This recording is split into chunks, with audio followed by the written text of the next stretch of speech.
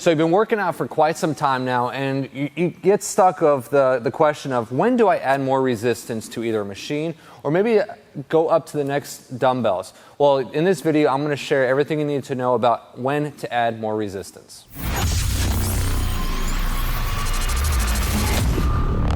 Hey, what's going on, everybody? I'm Coach Brian Klepacki, certified strength coach and functional movement specialist here with CriticalBench.com.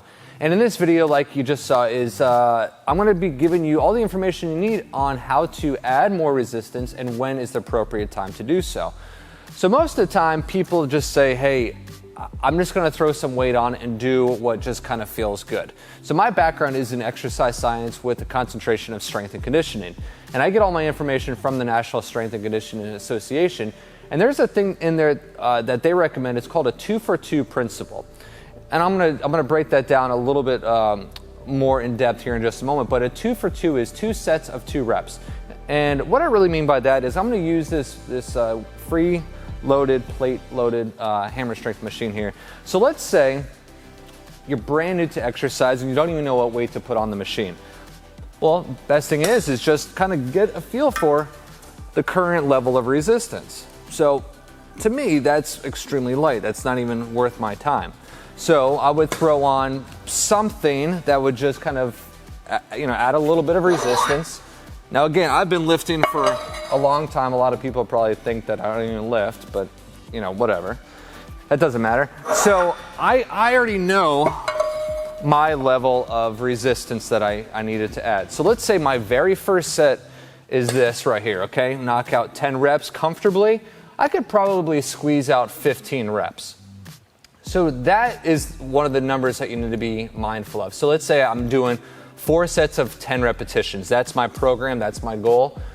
I can do this 15 reps, but I'm still stopping at 10. So let's say I did this. Okay, I already know right off the bat I can add more resistance. So I'm gonna add more resistance. Now, the questions that really start happening is how much resistance and when. So this would be my second set. I would knock out 10 reps.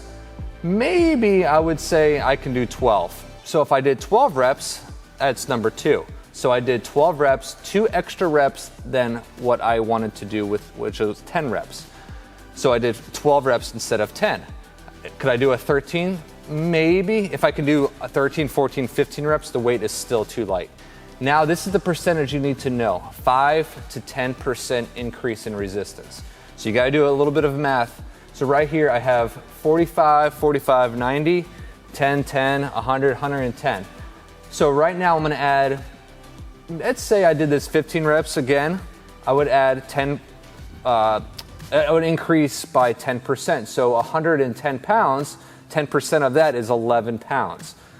So what I would do is go in the gym, find a 5-pounder for this side, 5-pounder for that side. So that's roughly a 10% increase in resistance. So when I go back to the machine, I should be able to knock out 10 reps. If it's still too light, add another 10%. So again, the whole idea of this is that you want to stay as close to the program requirements, which would be 4 sets of 10 reps. But if you keep consistently doing 12, 15, 16 reps, or you stop at 10 and you're like, I didn't really feel anything, 5 to 10 or increase the weight by 5 to 10%. So again, I know this might be a little bit more complicated than it really seems, but usually if you do 2 more reps than is required for 2 sets, you need to add more resistance. So the same can be said using dumbbells. If you start using some 20-pound dumbbells with some bicep curls, and your first set you want to hit 10 reps, but you do 15, automatically jump up to the next one. It could be 22 and a half, it could be 25. Try to get up to those 10 reps, but you're saying, hey, I can't do 10 reps with 25 pounds, I can only do 7. So now that 2-for-2 rule still applies because you're falling underneath the 10 reps by 3. So then you would drop back down and making sure you can get anywhere between 8 to 12 repetitions. If you can do 8, you're still within that 2-for-2 range, but if you can do 12, you're still within that 2-for-2 range. Hopefully you understand the 2-for-2 rule. You always want to stay as close as possible to the set number of reps that you want to perform. And this is all backed by science. It's not just my opinion, but this is the information that you need to use when you're structuring a program.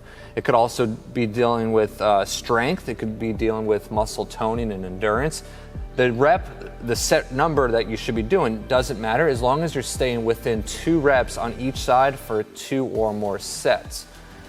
Yeah, so when you see people writing stuff down on a clipboard or their phone, it's because they don't want to waste time next time they're in the gym doing this. Like, I don't want to waste my time doing 3 warm-up sets and then actually getting to the main set with the weight that I should be lifting. Because a lot of people, they just hop right into the gym and just start throwing a plate on and just rep it out as a warm-up, but really science proves that you don't need to do stuff like that in order to get the most out of your workout. So hopefully you found this helpful, and if you got a comment or question, I expect you to have more questions. Post it now below in the comment section, and also underneath this video in the video description area, there's a whole bunch of other information you can find helpful as well. Hey, I'm Coach Brian. Thanks for watching, and have an awesome day.